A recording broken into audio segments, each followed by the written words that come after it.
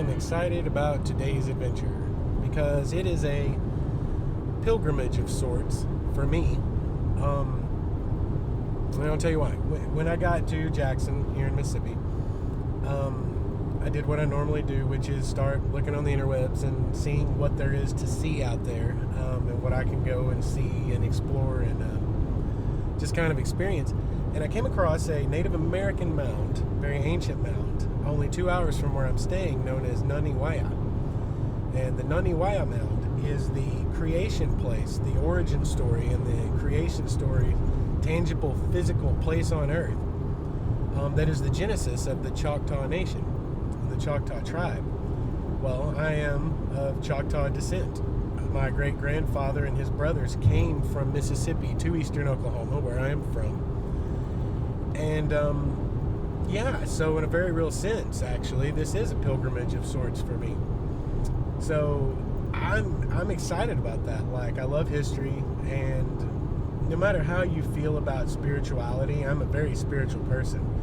But no matter how you feel about spirituality, whether you're an atheist or a true believer of any sort, all cultures' origin and creation stories and versions of spirituality are to be respected, and they're beautiful things.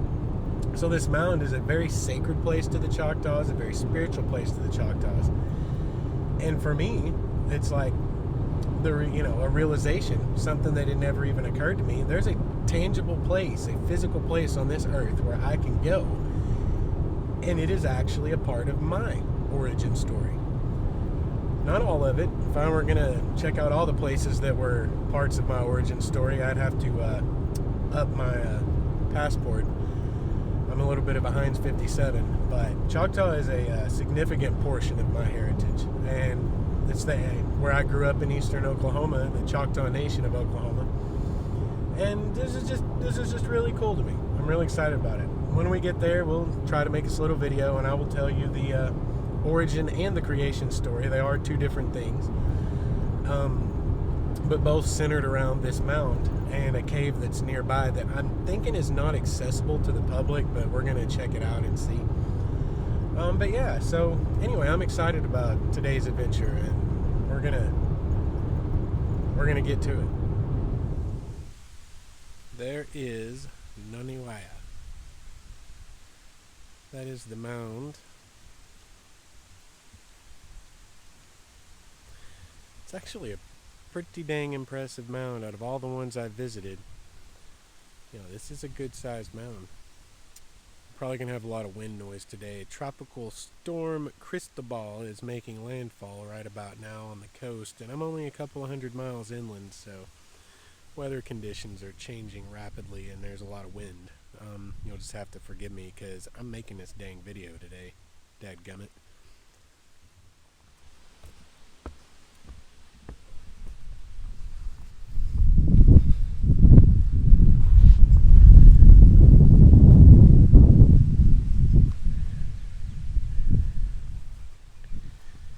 Get on top. That's pretty impressive. You're up here. You can really see. So this is Nanih Waiya. And the origin story of this mound and of the Choctaw people is that long, long ago, far to the northwest, there was a large group of Native Americans, and some kind of dissension arose. For some reason, a substantial sized group of people decided that they needed to leave that group and go find their own homeland. And two brothers arose, Chahta and Chahta, to lead those people. And they had with them a Hopai, which is basically a prophet. And he had a magical staff that has a native name that I can only pronounce about a quarter of. And I think that's because I'm only about a quarter Choctaw.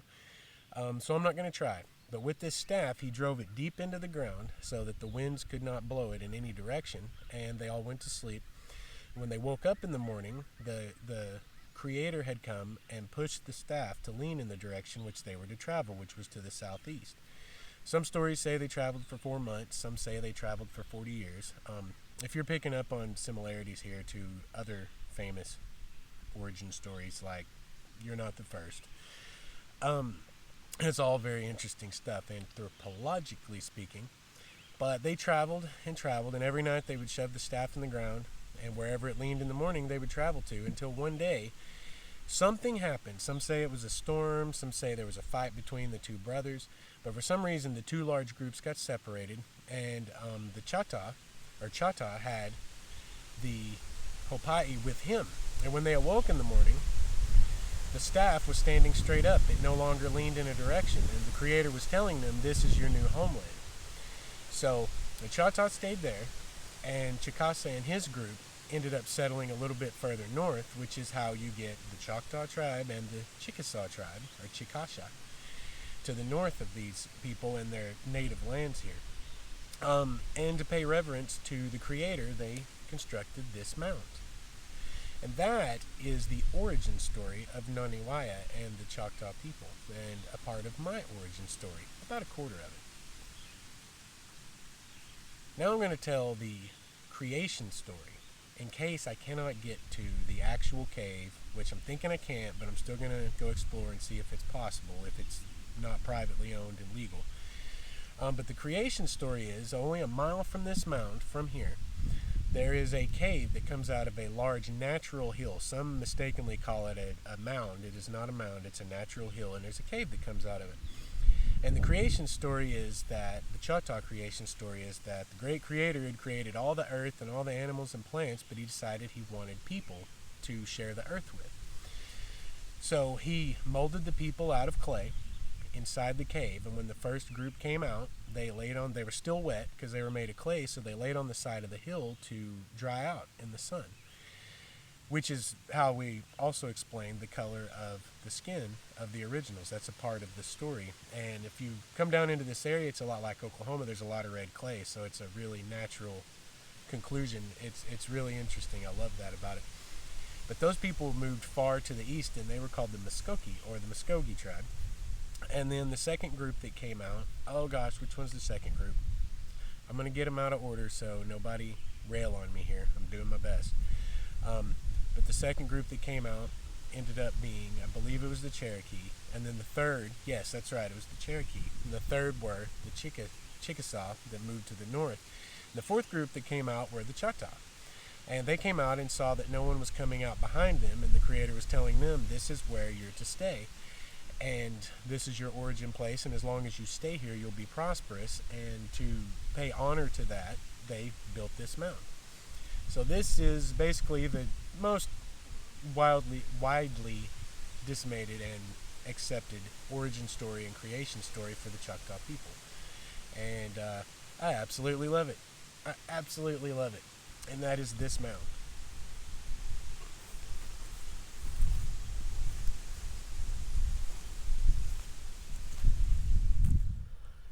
Such a very cool place. It's really beautiful out here. Says that there was a bulwark that pretty much circled this place, and most of it got tilled under with farming and agriculture, and only a small section exists, and I'm not sure where that is. It's not marked. Also, there was a burial mound associated with this that was plowed under for generations for agricultural purposes that no longer exists or is really visible. But this is amazing. It the structure of it, the platform style mound, would put it in a 1000 to 1400 CE range, but some archaeological excavation or evidence suggests that it could have been done or started, there could have been workings here as early as 100 BCE to 400 CE. So it's a very ancient site. What's awesome about this to me is, again, like I said, it's a part of my origin.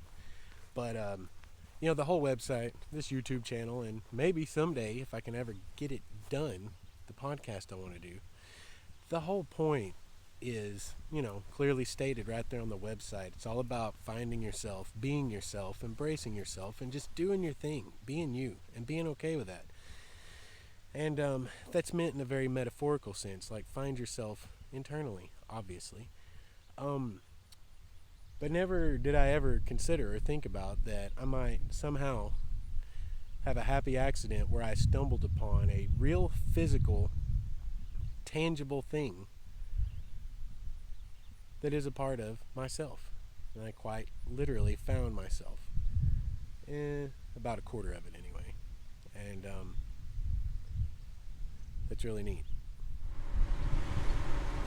Well, there's a sign to Nanih Waiya Cave.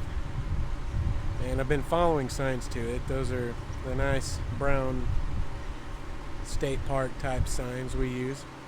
But it appears that we cannot access it. I'm not sure what the deal is there. People have been on this road recently. That's a shame. I don't think this is COVID related, because online there seemed to be some people talking about they couldn't get to the cave wasn't open, etc. That predated coronavirus, so not sure really what's going on there, but disappointment for us. Either way though, exciting adventure, for me anyway. Interesting adventure, and at least we got to see the mound, and yeah. No matter how you cut it, you know, a lot of people would call the creation story a creation myth. Some people would call it a creation story.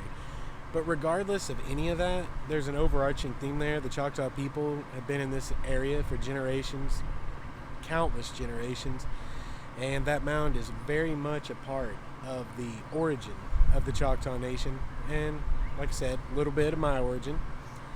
And very, very interesting and very neat place. It's in Winston County, Mississippi, and not hard to get to, not hard to find. You can find it on Google Maps, so if you're ever out and about and want to check that out, it's worth your time, in my opinion. We here at Studio 119 would like to remind all of you out there listening, wherever you might be, that though the hill might be steep and the trail be rocky, the mountaintop awaits. Carry on.